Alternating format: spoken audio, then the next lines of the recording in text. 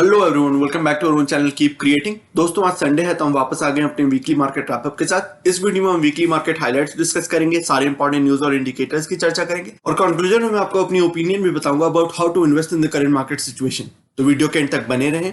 मैंने चैनल पे basics of investing and wealth creation और म्यूचुअल फंड इन्वेस्टिंग के नाम से 2 प्लेलिस्ट भी क्रिएट की है। ये सभी फंडामेंटल वीडियोस अगर आपने अभी तक चेक नहीं किए तो प्लीज देखिए।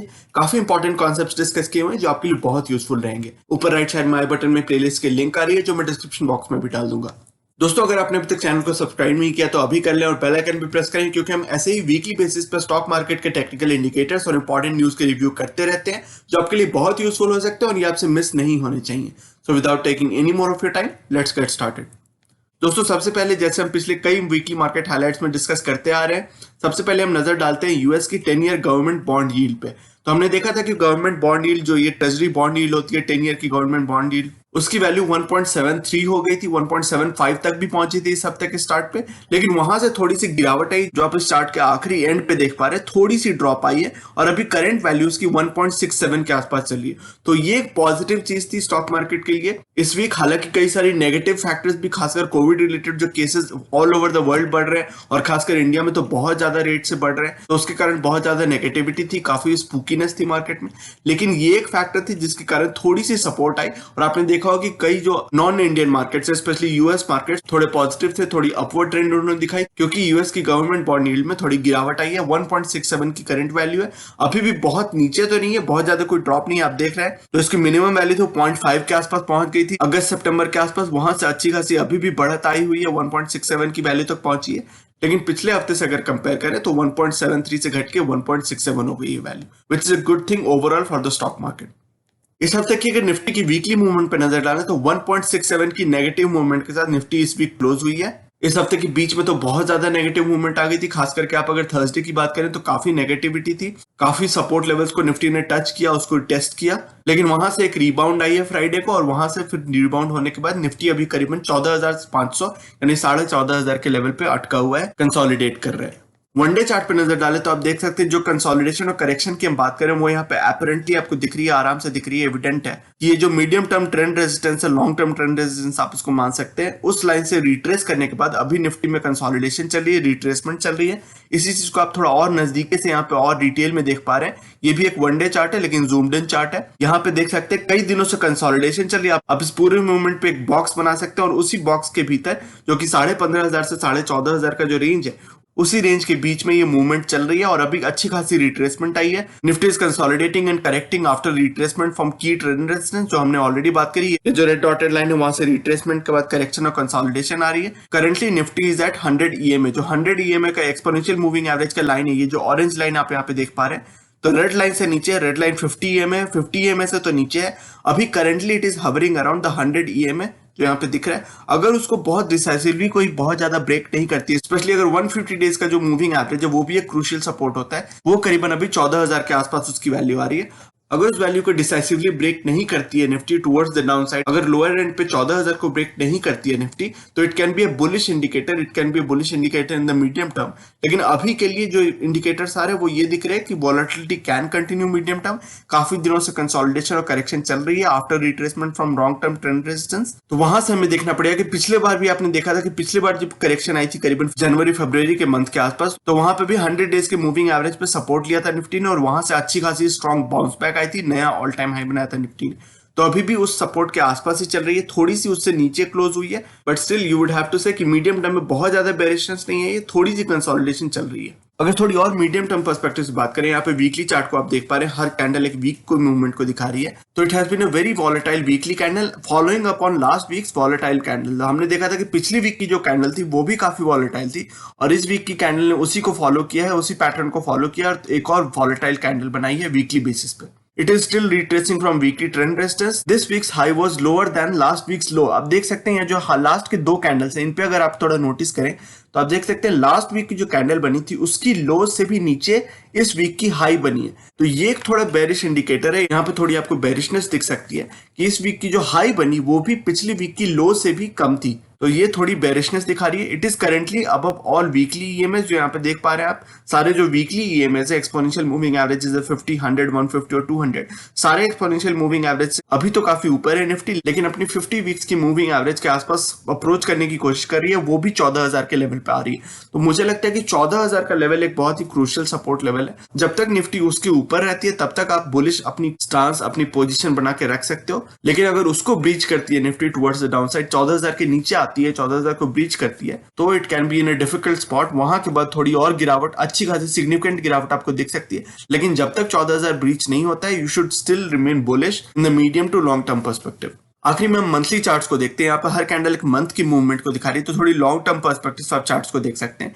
यहाँ पे भी हम निफ्टी में डेफिनेटली देख पा रहे हैं कि it is still moderately bullish over long term but very volatile monthly candle so far. जो मार्च की अभी तक की कैंडल बनी आप देख रहे हैं, आखिरी कैंडल काफी वॉलेटाइल है। अपर शेडो काफी लंबी है, लोअर शेडो भी अच्छी खासी है और बॉडी की लेंथ बहुत ज्यादा नहीं है, तो अभी भी काफी वॉलेटाइल कैंडल बनी है इस मंथ की। अब तो 2-3 ट्रेडिंग सेशन से बचे हैं मार्च के अंदर, तो ये मंथली कैंडल फुलफिल हो जाएगी, भर जाएगी, और उसके बाद हमें देखना पड़ेगा कि अप्रैल में क्या मूवमेंट रहती है। लेकिन अभी तक मार्च में जो मूवमेंट रही है काफी वॉलेटाइल रही है, इसका आखिरी कैंडल से आपको दिख रहा है। लेकिन अभी भी आप अगर लॉन्ग टर्म पर्सपेक्टिव से देखेंगे तो डेफिनेटली यू कैन सी कि अभी भी सारे एक्सपोनेंशियल मूविंग एवरेज से काफी ऊपर है निफ्टी, काफी ऊपर है, काफी ज्यादा डिफरेंस है।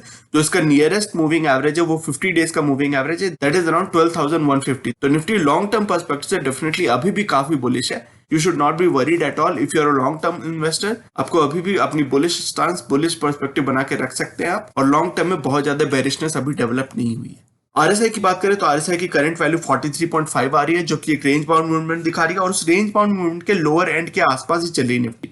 स्पेशली थर्सडे को हमने देखा था कि ये वैल्यू करीबन 37-38 के आसपास आ गई थी, वहां से फिर रिबाउंड किया आरएसआई की वैल्यू ने। फ्राइडे को अच्छी मूवमेंट आई, उसके कारण 43.5 की current value. It is currently in the neutral zone but it has weakened from last week. Last week हमने देखा था कि ये वैल्यू करीबन 47-48 के आसपास थी, वहां से थोड़ी और गिरावट आई है, लेकिन अभी भी न्यूट्रल जोन में ही है, बहुत ज्यादा कोई ओवरसोल्ड नहीं हुआ है। ओवरसोल्ड हम तब मानते हैं जब 30 के नीचे ये जाने लगती है वैल्यू स्पेशली, और 20 के नीचे तो बहुत ज्यादा एक्सट्रीमली ओवरसोल्ड हो जाता है। तो अभी डेफिनेटली ओवरसोल्ड टेरिटरी में नहीं गया है, ओवरसोल्ड कैटेगरी में नहीं कैटेगराइज किया जाएगा इसको। It is still in the neutral zone.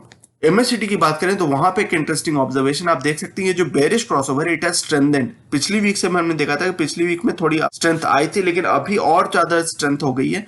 MSCD के बेसिस पर अगर बात करें तो अभी भी निफ्टी काफी बेरिश, शॉर्ट टर्म में काफी बेरिश दिख रहा है। The gap is widening with steep slope. यहाँ पे आप देख रहे हैं थर्सडे को खास करके बहुत ज्यादा स्टीप स्लोप हो गई थी, फिर वहां से थोड़ी मॉडरेट हुई है, थोड़ी माइल्ड हुई है फ्राइडे की अच्छी मूवमेंट के कारण।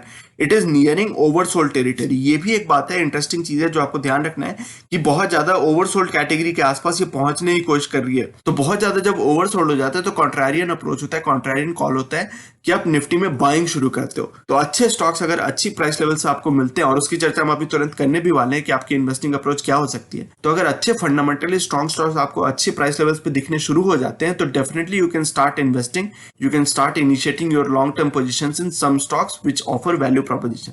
तो उसकी चर्चा हम अभी तुरंत करेंगे, लेकिन एमएससीडी पे देख के ये भी एक बात लग रही है कि बहुत ज्यादा बेरिश हो गया है, और जब बहुत ज्यादा बेरिश हो जाता है निफ्टी तो definitely that is a good time to at least deploy some part of your capital if you want to invest for long term. तो वो एक चीज है जो आपको ध्यान रखनी है। It is nearing oversold territory but that is usually a good time to start investing in the stock market. Economy से रिलेटेड कुछ इंपॉर्टेंट न्यूज की बात करें तो बहुत ज्यादा इंपॉर्टेंट न्यूज थी एक्चुअली लोन मोरेटोरियम से रिलेटेड। सुप्रीम कोर्ट ने अपनी एक वर्डिक्ट, फाइनल वर्डिक्ट निकाल दी है। उन्होंने ये कहा है कि there will be a waiver of compound interest for all borrowers who availed of the loan moratorium under RBI's covid provisions. तो जिन लोगों ने भी मार्च से अगस्त तक कोविड प्रोविजंस लिए थे, लोन मोरेटोरियम लिया था, उसको अवेल किया था, उनको कंपाउंड इंटरेस्ट नहीं पे करना पड़ेगा, यानी कि इंटरेस्ट में इंटरेस्ट जो उनका अक्रू हो रहा है अभी तक उसको पे नहीं करना पड़ेगा। तो ये एक एक्चुअली नेगेटिव चीज थी बैंकिंग इंडस्ट्री के लिए। जो बैंक्स है, बीएफएसआई सेक्टर से रिलेटेड जो बैंक्स और एनबीएफसीज है, उनके लिए थोड़ी नेगेटिव न्यूज है, क्योंकि सुप्रीम कोर्ट ने ये कहा है कि उनको इंटरेस्ट पे करना है, बैंक से इंटरेस्ट पे करेंगे। अगर आपने डिपॉजिट किया हुआ है बैंक में तो आपको अपनी फिक्स डिपॉजिट पे, सेविंग्स अकाउंट पे डिपॉजिट पे इंटरेस्ट मिलेगी। लेकिन बैंक्स को ये कहा गया है सुप्रीम कोर्ट के द्वारा कि वो इंटरेस्ट पे इंटरेस्ट लोन पे चार्ज नहीं कर सकते, तो which is a negative thing for the banks. क्योंकि अगर वो इंटरेस्ट चार्ज नहीं कर सकते लोन बोरोवर से, लेकिन उनको अपने बोरोवर्स यानी कि डिपॉजिटर्स को इंटरेस्ट पे करना है, तो ऑब्वियसली उनको लॉस होगी, क्योंकि उनका बिजनेस ही यही है कि वो लोन देते हैं, उस पर इंटरेस्ट कमाते हैं और आपको अपनी डिपॉजिट्स पे इंटरेस्ट पे करते हैं, और उसके बीच का जो डिफरेंस होता है वो उनकी प्रॉफिट होती है। तो अगर ये पहली वाली पार्ट होगी ही नहीं, पहली मूविंग पार्ट होगी ही नहीं, और दूसरी मूविंग पार्ट में उनको इंटरेस्ट आपको पे करना है, बोरोवर्स को पे करते रहना है, तो ऑब्वियसली उनके प्रॉफिट्स पर असर पड़ेगी, उनके नेट मार्जिन पर असर पड़ेगी। तो ये एक नेगेटिव चीज थी। एक पॉजिटिव चीज लेकिन इसमें यह थी कि लोन मॉरेटोरियम को एक्सटेंड नहीं किया गया है सुप्रीम कोर्ट के द्वारा। तो ये एक अच्छी चीज थी कि अब कम से कम लोन मॉरेटोरियम एक्सटेंड नहीं हुआ, तो बैंक्स के लिए अच्छी बात है, उनको अब कंपाउंड इंटरेस्ट मिलना शुरू हो जाएगा। अगर कोई लोग पे नहीं कर पा रहे अनफॉर्चुनेटली, तो उनको कंपाउंड इंटरेस्ट पे करना पड़ेगा मूविंग फॉरवर्ड। और तीसरी डेवलपमेंट ये है कि the interim relief granted to not declare certain borrowers as non performing assets NPAs has also been lifted. यानी कि अब बैंक्स को अपनी जो जनवरी टू मार्च क्वार्टर की जो रिजल्ट्स है उसमें अगर उनके कोई एनपीएस ऑलरेडी लोन मॉरेटोरियम के कारण डेवलप हो गए तो उनको डिक्लेयर करना पड़ेगा। तो अब बैंकिंग में अब रियल एक्शन आपको दिखना शुरू होगा। अप्रैल मंथ में जब भी बैंक्स और एनबीएफसी अपनी रिजल्ट्स को डिक्लेयर करना शुरू करेंगी जनवरी टू मार्च क्वार्टर के लिए, तो उनको एनपीएस के नंबर्स रिकॉग्नाइज करने होंगे, रियलाइज करने होंगे, और उनके नंबर्स में आपको थोड़ी शूट अप होती हुई दिख सकती है। खासकर पब्लिक सेक्टर बैंक्स में मुझे एक खतरा दिख रहा है कि पब्लिक सेक्टर बैंक्स में एनपीएस की नंबर शूट अप हो सकती है। मुझे नहीं लगता कि उन्होंने बहुत ज्यादा कोई प्रोविजनिंग की है, उनके प्रॉफिट्स पे बहुत ज्यादा असर पड़ सकती है। लेकिन प्राइवेट सेक्टर बैंक्स में आपने देखा होगा कि उन्होंने अपनी जो कैपिटल एडिक्वेसी रेशियो है, टियर 1 कैपिटल है, उसको बहुत ज्यादा बढ़ा लिया है, प्रोविजनिंग अच्छी खासी अग्रेसिव मैनर में की है, तो उनके प्रॉफिट से बहुत ज्यादा असर होता हुआ मुझे दिख नहीं रहा। थोड़ी बहुत असर पड़ सकती है, थोड़े एनपीएस थोड़े बढ़ सकते हैं, लेकिन फिर भी प्राइवेट सेक्टर बैंक्स में पब्लिक सेक्टर बैंक्स की तुलना में काफी कम असर पड़ेगा। मुझे ऐसा लगता है कि अच्छे जो प्राइवेट सेक्टर बैंक्स हैं, फंडामेंटली स्ट्रॉन्ग बैंक्स हैं, अच्छी हिस्ट्री, अच्छी कॉर्पोरेट गवर्नेंस वाले बैंक्स हैं, उन्होंने अच्छी खासी प्रोविजनिंग ऑलरेडी कर दी है, तो उनके प्रॉफिट्स में बहुत ज्यादा असर होता हुआ मुझे नहीं दिख रहा इन द कमिंग मंथ्स। तो ये एक चीज है जो banking and financial sector industry से आप रिलेटेड एक ध्यान रख सकते हैं। ये न्यूज इंपॉर्टेंट है for the banks and NBFC. फिर pension fund regulatory and development authority PFRDA ने अनाउंस किया है कि जो एनपीएस के फंड मैनेजर्स होते हैं वो अपनी फंड मैनेजमेंट चार्जेस बढ़ा सकते हैं। तो PFRDA has approved pension fund managers to charge higher fees, यानी कि जो एनपीएस में जो चार्जेस होते हैं, नेशनल पेंशन स्कीम जो आपकी कटती है, अगर आप गवर्नमेंट स्कीम में है, गवर्नमेंट जॉब्स में, तो आपकी जो एनपीएस की कंट्रीब्यूशन कटती है हर महीने, उसके फंड के मैनेजमेंट के लिए जो चार्ज होती है वो बहुत मिनिमल होती है, 0.1%, 0.2% के आसपास होती है। उस चार्ज को बढ़ाने की अप्रूवल दे दी है पीएफआरडीए ने। तो अब आपके जो एनपीएस फंड मैनेजर्स हैं, they can charge higher fees which would mean cost for NPS subscribers may increase in the future। तो आपकी जो NPS contributions पे जो चार्ज होती है, फंड मैनेजमेंट चार्ज होती है, वो थोड़ी बढ़ सकती है इन द फ्यूचर। फिर crude oil prices have dropped because of demand recovery fears. अभी जो कोविड के cases all over the world आ रहे हैं, आपने पता होगा कि यूरोपियन कंट्रीज शटडाउन हो रहे हैं, लॉकडाउन हो रहे हैं। फिर इंडिया में, महाराष्ट्र में, खास करके मुंबई में आपने न्यूज सुनी होगी कि लॉकडाउन के फियर्स है, लॉकडाउन एक्चुअली रीइंस्टेट हो गया। तो ऐसी जो कोविड की फियर्स हो रही है मेजर लार्ज इकोनॉमीज में, उसके कारण डिमांड रिकवरी फियर्स फिर से क्रीप इन कर गए, जिसके कारण क्रूड ऑयल की प्राइसेस में ड्रॉप आई है। तो ये इंडिया के लिए एक्चुअली अच्छी बात है। Crude oil prices have dropped by 12% from a near term high of $68 per barrel on March 8। तो मार्च 8 की तुलना में अगर कंपेयर करें तो अभी 12% की करीबन ड्रॉप आई है।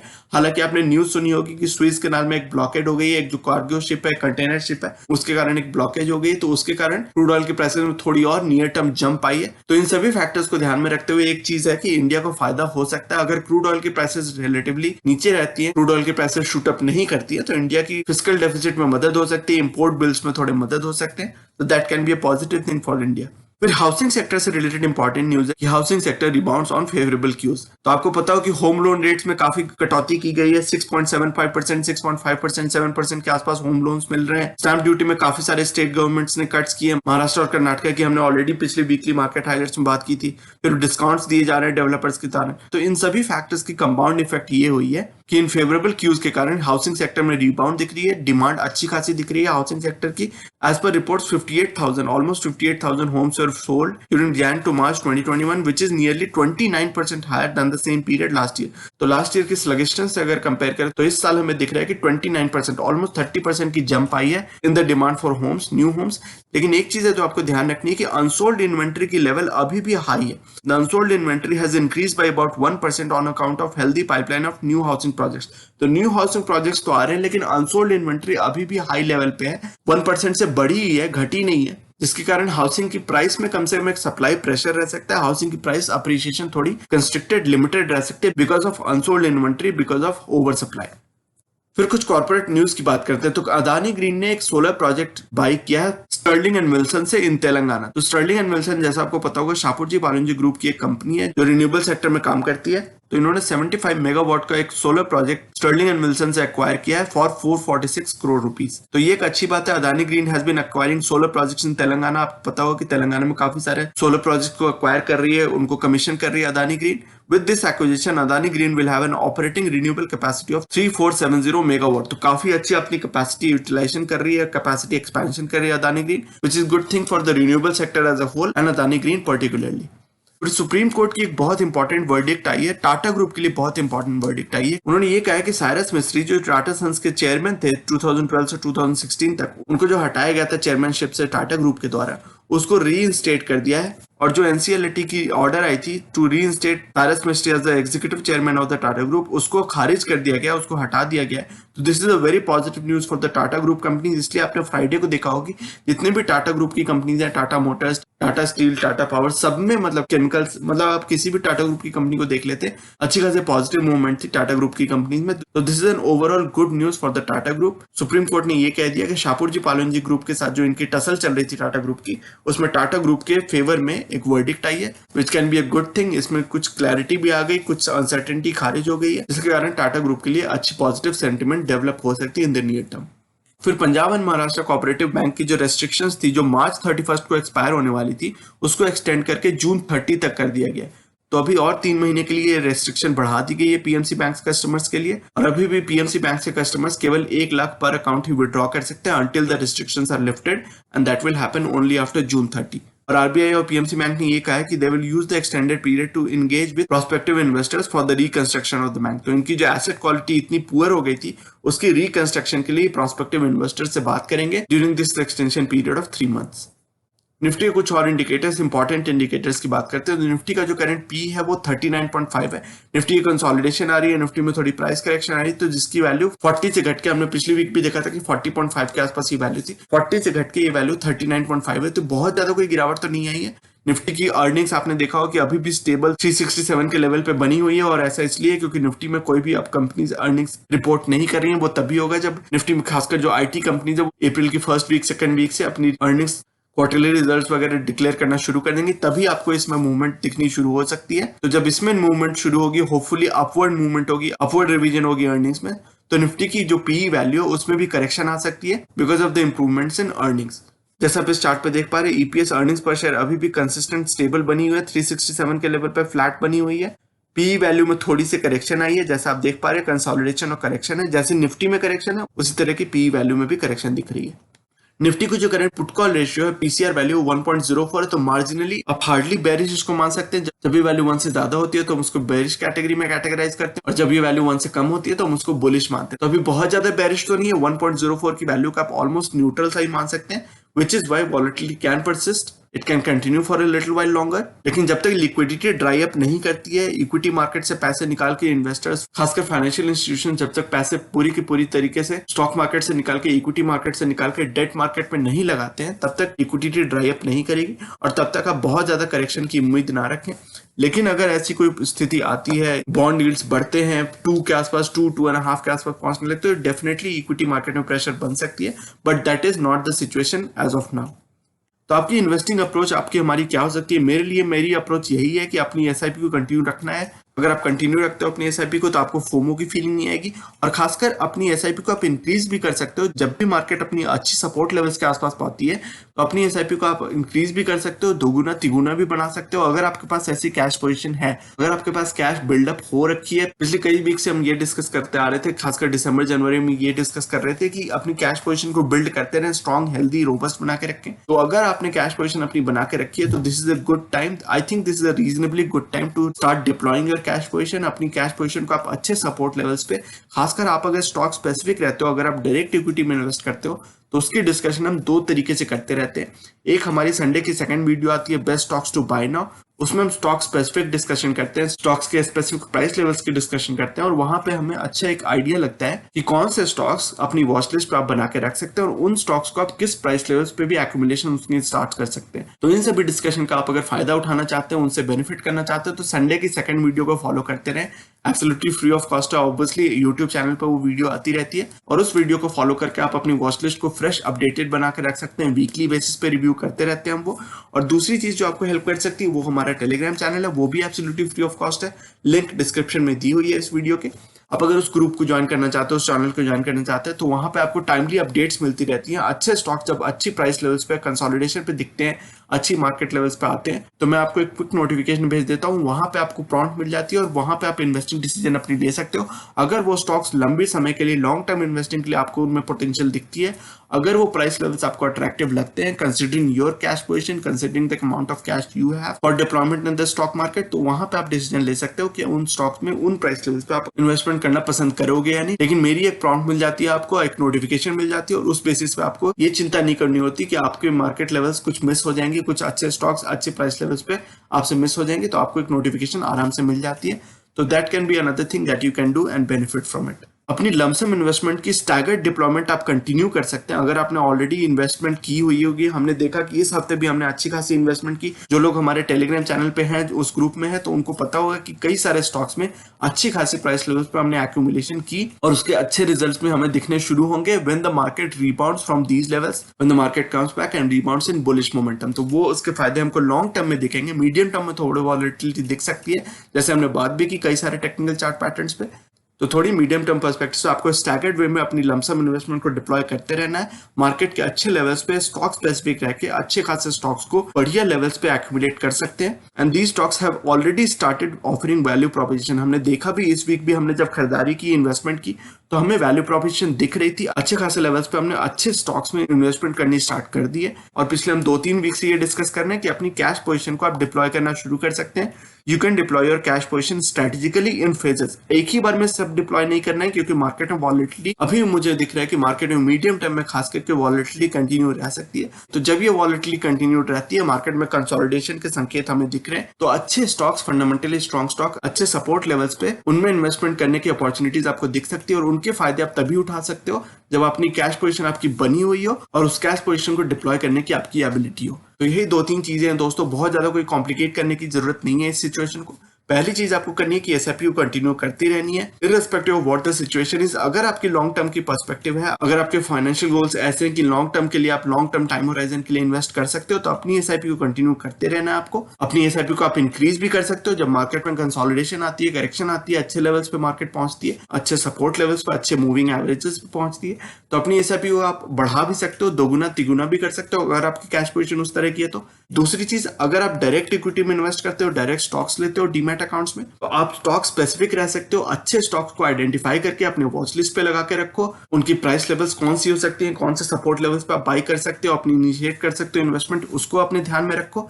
उसमें हमारी 2 चीजें, जैसा हमने ऑलरेडी बात कर ली, संडे की second video best stocks to buy now और टेलीग्राम चैनल, ये दोनों चीजें आपको मदद कर सकती हैं। और तीसरी चीज, अपनी कैश पोजीशन को आप स्ट्रेटेजिकली फेजेस में डिप्लॉय करो। एक ही बार में नहीं, 20%, 30% के हिसाब से 2-3-4 फेजेस में आप डिप्लॉय करो, ताकि आपको मार्केट में कोई भी अगर करेक्शन आती है, कंसोलिडेशन रहती है, तो उसके फायदे आप कंटिन्यूअसली उठा सकते हो, अपॉर्चुनिटीज के फायदे उठा सकते हो। और आपकी इन्वेस्टिंग बिहेवियर में भी बहुत ज्यादा प्रेशर नहीं पड़ेगा। ये नहीं लगेगा आपको कि मैंने एक ही ऊपर के लेवल पे सारी इन्वेस्टमेंट कर दी और नीचे अभी मार्केट आ गई, अब मैं क्या करूं। तो आपको चिंता नहीं होगी, स्ट्रेस नहीं होगा, एंग्जाइटी नहीं होगी। आप हर लेवल पे थोड़ा थोड़ा डिप्लॉय करके अपनी एक बैलेंस्ड ओपिनियन बना के रख सकते हो, बैलेंस्ड पोजीशन बना के रख सकते हो। तो मैं उम्मीद करता हूं दोस्तों कि ये सारी डिटेल डिस्कशन, ये सारी जो एक इन्वेस्टमेंट फ्रेमवर्क, एक इन्वेस्टिंग थॉट प्रोसेस हमने बिल्ड करने की कोशिश की, उससे आपको फायदा मिलेगा। आपके लॉन्ग टर्म इन्वेस्टिंग जर्नी में इन सभी इनपुट से आपको फायदा मिलेगा, बेनिफिट होगी। यही मेरी आशा है, यही मेरी शुभकामनाएं आपको। और साथ ही साथ आपको होली की बहुत सारी शुभकामनाएं। जितनी पॉसिबल हो आप सोशल डिस्टेंसिंग करें, अपने परिवार के साथ टाइम स्पेंड करें, उनके साथ होली सेलिब्रेट करें, खुशी में कोई कमी ना आने दें, लेकिन साथ ही साथ सोशल डिस्टेंसिंग भी प्रैक्टिस करें, क्योंकि उसकी बहुत जरूरत है अभी इंडिया को। इंडिया में जो सर्ज इन कोविड केसेस हो रहे हैं, वो हमें आगे बढ़ने नहीं देना है। इसको कंट्रोल करके, इसको रेस्ट्रिक्ट करके रखना है। तो इसमें हम आप सभी इसमें शामिल होते हैं। हमें रिस्पॉन्सिबिलिटी से होली सेलिब्रेट करनी है, खुशी तो मनानी है, लेकिन रिस्पॉन्सिबली मनानी है। तो इन सभी आशाओं और शुभकामनाओं के साथ मैं इस वीडियो को कंक्लूड करता हूँ। I wish you all a very happy Holi. तो दोस्तों, ये था आज का वीडियो। ये सेइंग जो कि है नॉलेज इज पावर सुप्रीम, ये इस चैनल का मिशन है, जो कि है आप तक सही नॉलेज पहुंचाना। आगे आने वाली हर वीडियो में हम बहुत सारी इंटरेस्टिंग टॉपिक्स को डिस्कस करेंगे और मैं आपके लिए यूजफुल आइडियाज और टॉपिक्स लाता रहूंगा। इसी तरह हर वीकेंड हम वीकली मार्केट अपडेट्स और अपने views about the current market situation भी डिस्कस करते रहेंगे। So you should definitely subscribe to the channel and remain posted for further updates. अगर आज की वीडियो कंटेंट आपको पसंद आया है तो वीडियो करें लाइक। अगर आपको लगता है कि इस इन्फॉर्मेशन से किसी की मदद हो सकती है तो इसे अपने दोस्तों और फैमिली मेंबर्स के साथ शेयर करें और चैनल को करें सब्सक्राइब। मिलते हैं अपने अगले वीडियो में एक और टॉपिक के डिस्कशन के साथ। तब तक के लिए take care and see you soon. Bye bye.